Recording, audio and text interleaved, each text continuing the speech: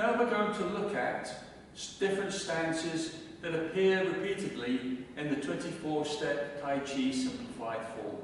And the first one we're going to look at is called the bow stance, and it is perhaps one of the most important stances in Tai Chi. So what's helpful here is just to imagine you're standing at the center of a clock face, with 12 o'clock in front of you, 6 o'clock behind you, 3 o'clock to the right, 9 o'clock to the left, 1 and 2 are 45 degrees to the right, 10 and 11, 45 degrees to the left. The first thing we're going to practice is called the right bow stance. So that basically means we step forward towards 12 o'clock with the right foot, with the toes pointing towards the 12.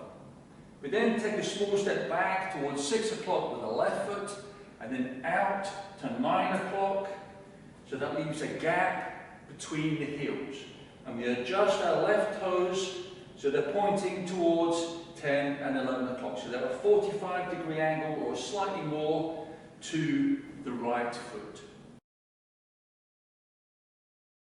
And the next thing, and one of the most important things, is to bend the knees. Bend the knees. So a bit like the Zhang standing pose posture, what we want to do is have a nice spring in the knees. You want the back straight, the head up, and the chin back, as if the top of the head is attached to the ceiling by a piece of elastic, and we're springing up and down. The weight distribution is forward, so we want 70% of the weight forward onto the right foot and about 30% of the weight on the back foot. Very important that the knees point in the same direction as the toes. A common error when people are first learning Tai Chi is the knees tend to want to come in together, and that sometimes causes problems with the knees. So to avoid this, it's very important that the knees are pointing in the same direction as the toes. Especially the lead knee, the front knee, the right knee. When you look down at the knee, you should still be able to see the big toe. If the knee's too far forward, you won't be able to see the big toe. So then bring the knee back a wee bit. The next thing we want to do is just align the hips. And ideally you want the hips level. You'll not be able to see this unless you're in front of a mirror. But what's helpful here is just to place your hands on the hip joints and just gauge where they are and try and level the hips out. Sometimes when people are first learning the bow stance, they tend to push off the back foot and knees slightly forward. But again, try and balance the hips, try and get them level. And the next thing is also to have that left hip joint forward, so the pelvis is pointing forward, and this is the finished bow stance. So again, the right foot is forward, this is the right bow stance, and you won't be surprised to learn that the left bow stance is exactly the opposite. Again, standing in the center of the clock face, left bow stance, the left foot is forward, toes pointing forward, we step back with the right foot and out towards 3 o'clock, right toes pointing towards 1 and 2.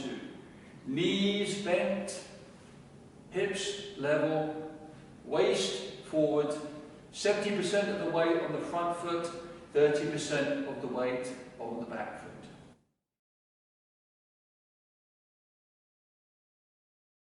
And again, in Tai Chi, in our practice, ideally what we want to do is again to keep the back straight and the head up, and also to tuck the pelvis forward, and this has the effect of helping us to root more firmly into the ground.